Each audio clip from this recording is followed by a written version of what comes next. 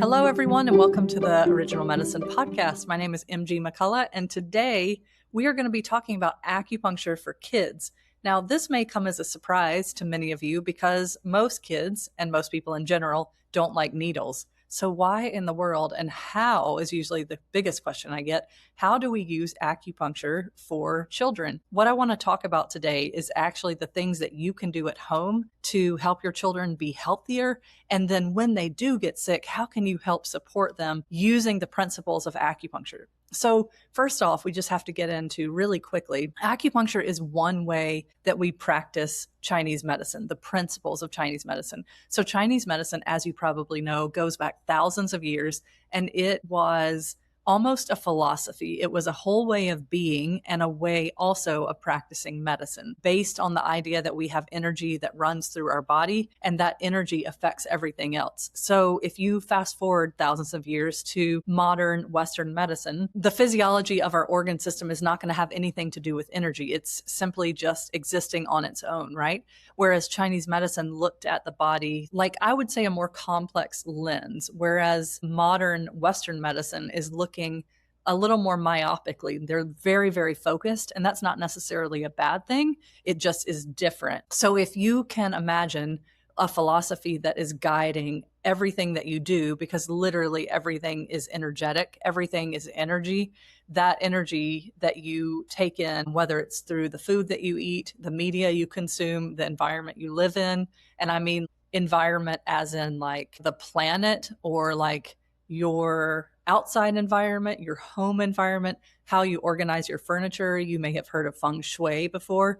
These are ideas about placement, how your home faces, how the furniture is arranged within it. Certain centers of your home pertain to more harmonious energy than other placement. So anyway, Chinese medicine is this whole big thing, and acupuncture is just one way that we utilize those principles to restore good health, and obviously also to maintain good health if we're already in good health. But so with children, we can absolutely use needles, but I think more importantly, we should talk about what we do to help them build health, because the way Chinese medicine sees the development of health and the development of children is that the spleen is a really important organ in Chinese medicine. It is the central organ that helps us turn what we eat into usable material. And again, that usable material is going to affect the energy in our body physically and energetically and theoretically, right, through this intangible version of energy. But the spleen has to be developed. So when we're born, the spleen isn't automatically robust.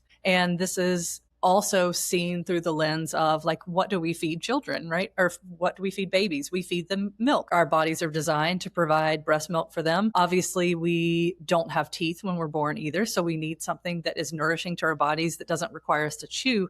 But it's also looked at through the lens of we are providing food for our babies that allows them to take in nourishment, start to build the function of the spleen, which in modern day can be even called the spleen pancreas because it has a lot of the functions of the pancreas, but spleen was just the term that the ancients gave that function in the body. So we want to support the development of the spleen through childhood so that as you get older into adulthood, you have a really strong spleen and you're raring and ready to go, right? And then naturally, your spleen will decline with age to some degree. Now, don't misunderstand what I just said to mean that naturally as you age, you're going to get sick. I don't believe that, but it is natural that yin declines over the course of life. It's natural that the spleen can decline over the course of life. But if we treat it well, and also if we build it well in childhood, then we have a stronger organ overall, right? If you think about just kind of like a bell curve,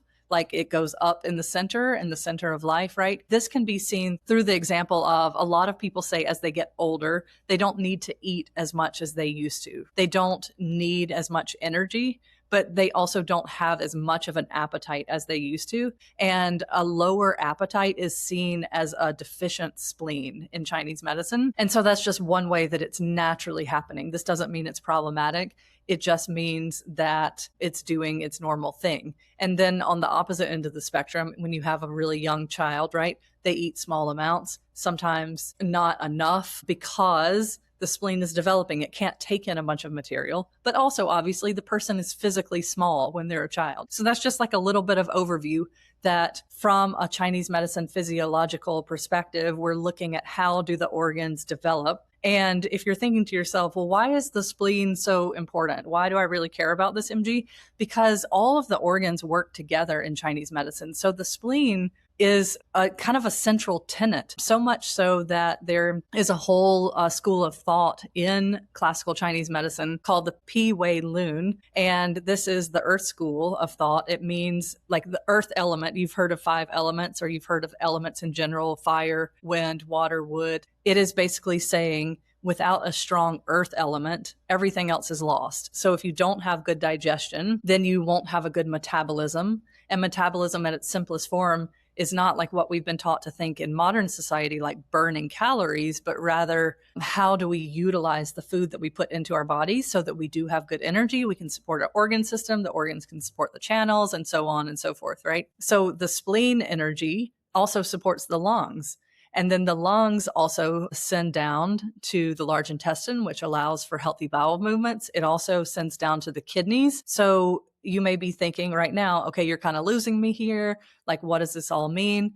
So asthma, which is a really common childhood problem, is in Chinese medicine often the kidneys not being able to receive the energy of the lungs. Now, this could go 2 different ways, and I don't want to go off the rails too much here because I want to get back to how do you help build your children's good health over time. But I just want you to have this foundation to see how important it is, that it's not just like something that you brag on social media about your children eat well or this and that. It's not like a box to check. It literally is something that is truly important for good health over the course of life. So I just want to give you these examples here. The spleen is supporting the lungs. The lungs are supporting the large intestine and the kidney. These are just brief examples, right? But if the kidney can't receive the energy that the lungs send to it, then we can have things like wheezing and difficulty breathing.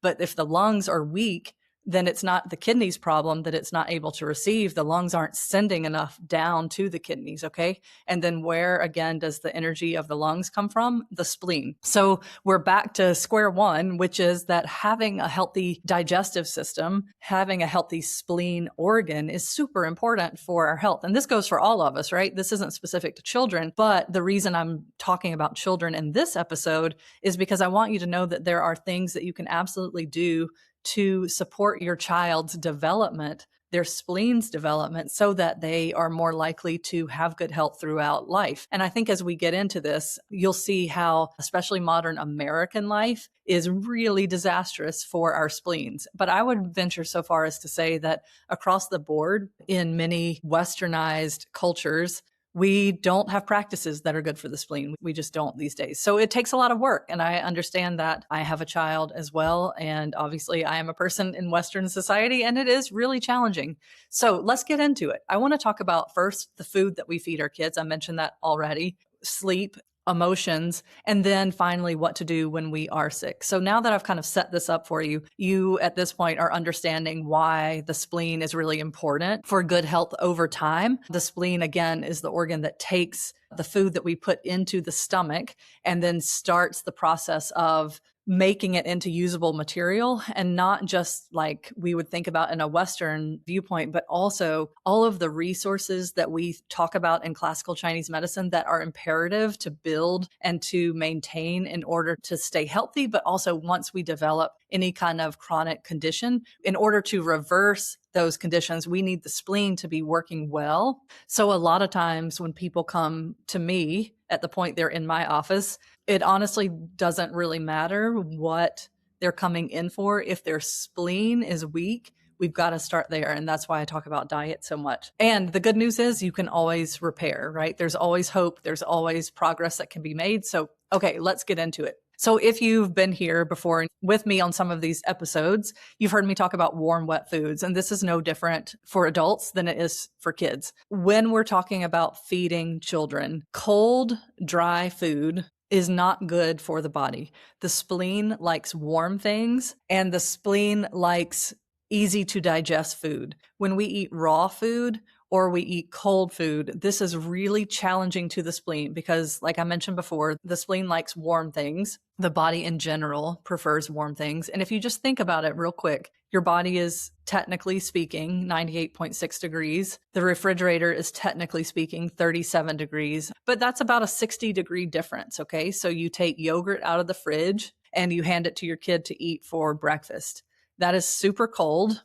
It's also damp because milk is damp, and I'm not a no milk person. I'm not avoid dairy at all costs. I don't think that that's necessary. And I certainly don't believe that alternative milks are that much better unless you have a true dairy allergy. But what I'm saying is it's very common to reach into the fridge, pull something out and hand it to your kid directly.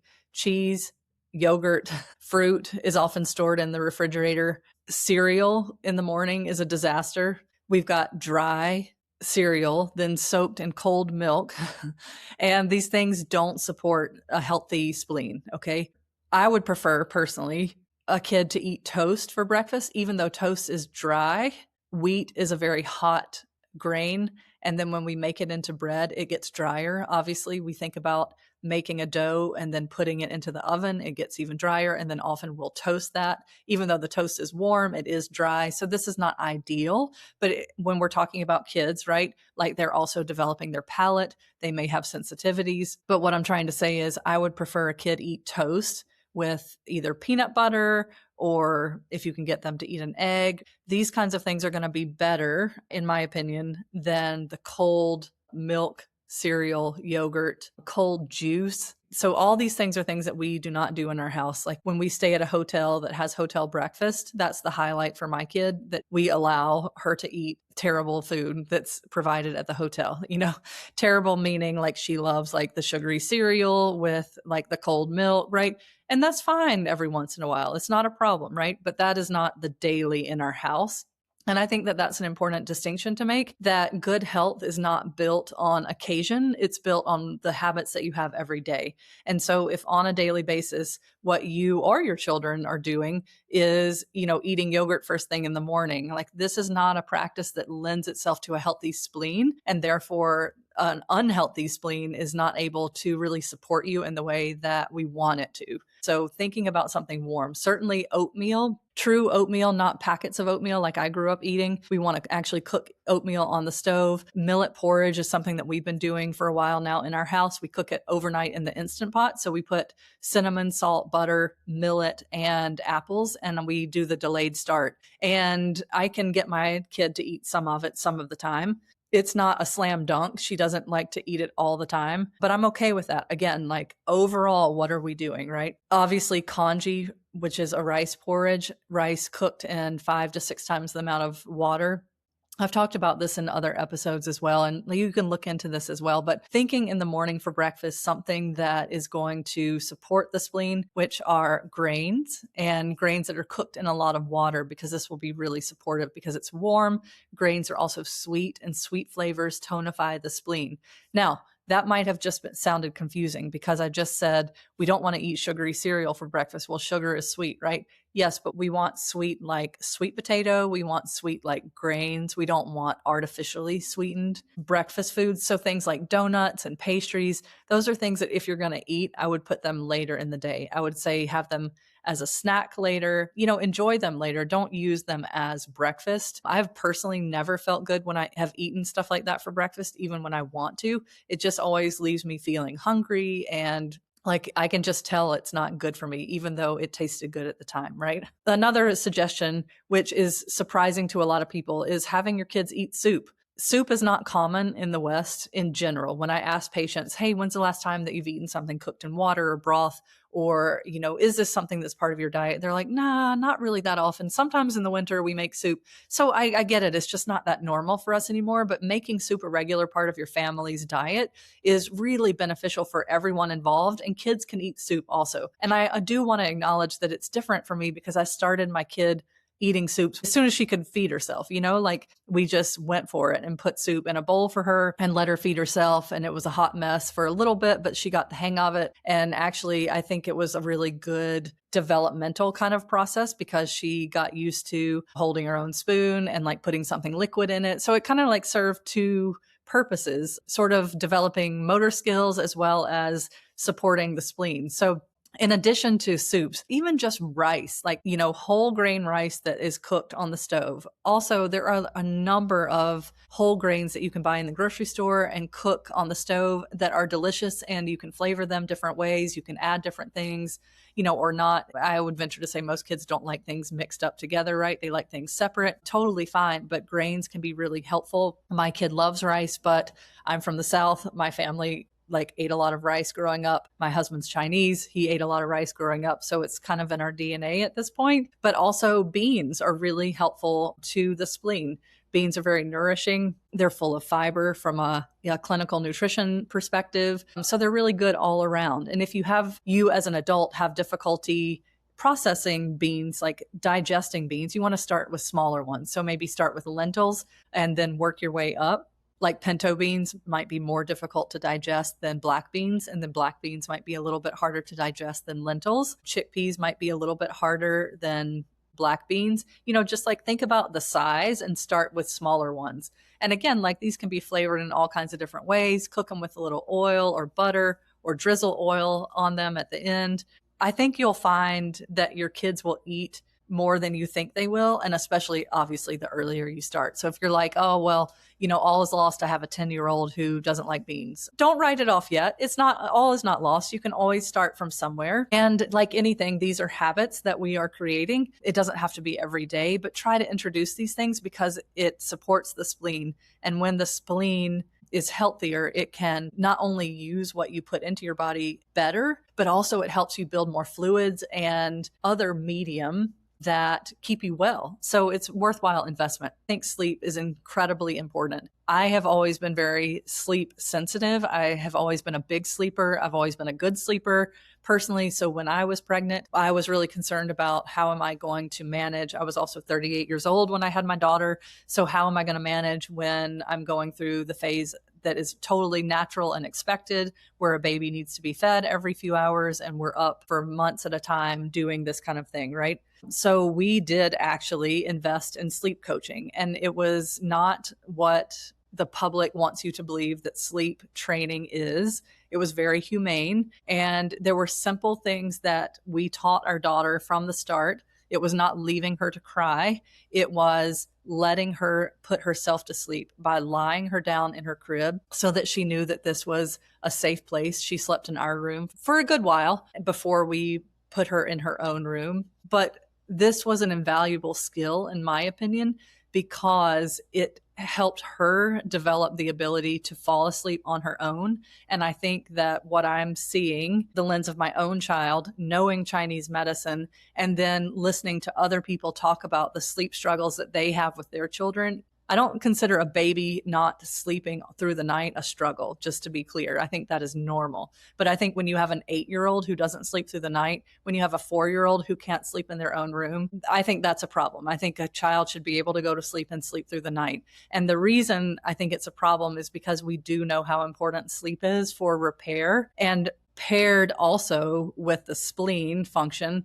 How can the spleen do its job? How can any organ do its job if you're not getting enough rest? So I think sleep is a really important thing to nail down in whatever way you feel works for you. If you're comfortable with your kids sleeping in your room, then do that. If you're not, don't.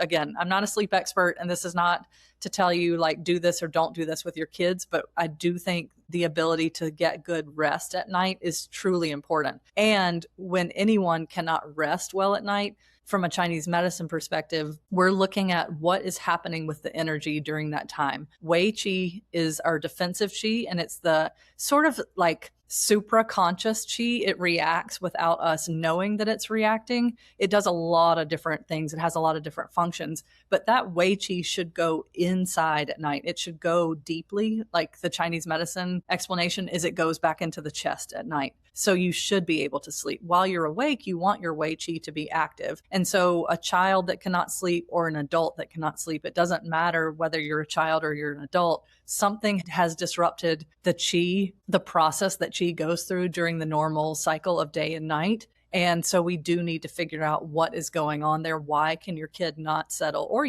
why can you not settle at night? And I think also that sleeping is a skill, just like eating well is a skill. And so we can all learn new habits and new practices to help us eat better, whether it's like, cooking things in advance because everybody is so busy these days. We have limited time, getting off of screens at night, like sleep hygiene is its whole thing, right? And so we can learn new patterns to help ourselves and our children sleep better. And we can also learn new patterns and habits to help us, both children and adults, eat better as well. And the combination of these two things helps build a healthy child and then helps prevent getting sick. The third thing I wanted to talk about is emotions. Now that we've covered food and sleep, helping your kid understand their emotions is really challenging because most of us don't have these skills ourselves. So while we're trying to help our kids acknowledge and name the feelings that they're having, we're also teaching ourselves this. And that can be extremely challenging. But I do think it's really important because emotions have an effect on the organs in Chinese medicine, and the organs talk with the channels. And when our emotions are not processed, when they are not handled and moved through, we get some sort of negative effect.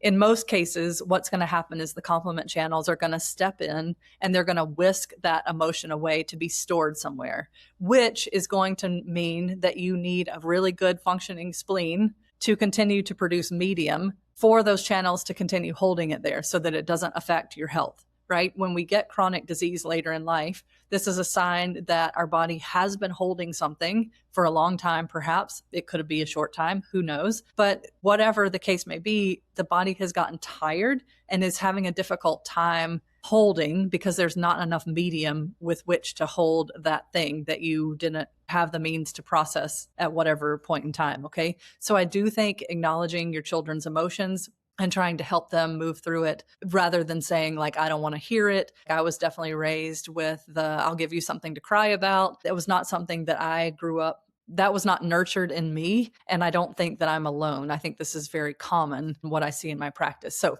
I just wanted to mention that about emotions. So we've covered food, sleep, and emotions. And then the last thing is when we do actually get sick, because we know this is going to happen, how do we handle it? So in other episodes, I've talked about this as well.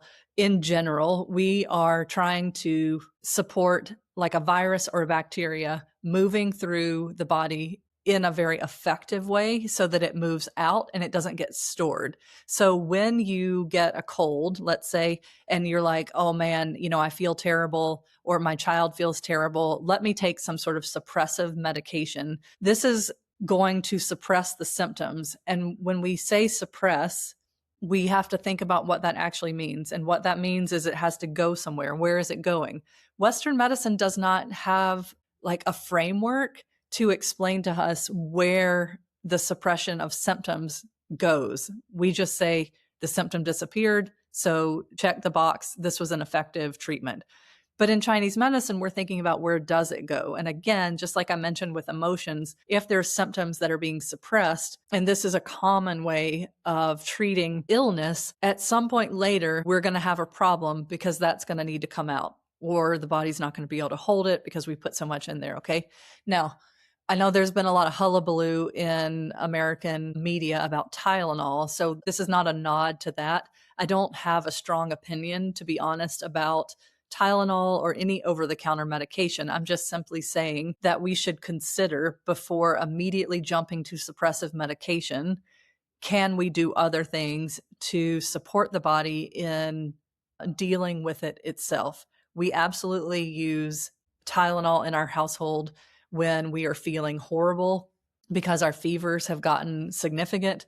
Our family had a really bad case of the flu like 2 years ago. We absolutely use Tylenol, but we do try to let our fevers go as long as possible. All of us in my family feel very affected by fever, as opposed to I have friends who tell me that their children can have extremely high fevers and they're still running around the house feeling fine. That is not the case for us in our household. And I do, again, going back to the very things that I talked about before, if you can't eat well, if you can't sleep well, those are critical to recovering from an injury or an illness, right? So that is how I personally think about using antipyretics when we are sick in our family and how I think about it even for my child. But the other things that we do in addition to that, like Tylenol is on the back burner. We are using it only when fever gets super high and or we're feeling really terrible and we do need to get some rest. When like the feelings, the body aches and like the just feeling really horrible gets so bad that you can't rest, I think that's counterproductive. And I don't personally want to let that go forever because I just think it's counterproductive. So all I'm saying about antipyretics is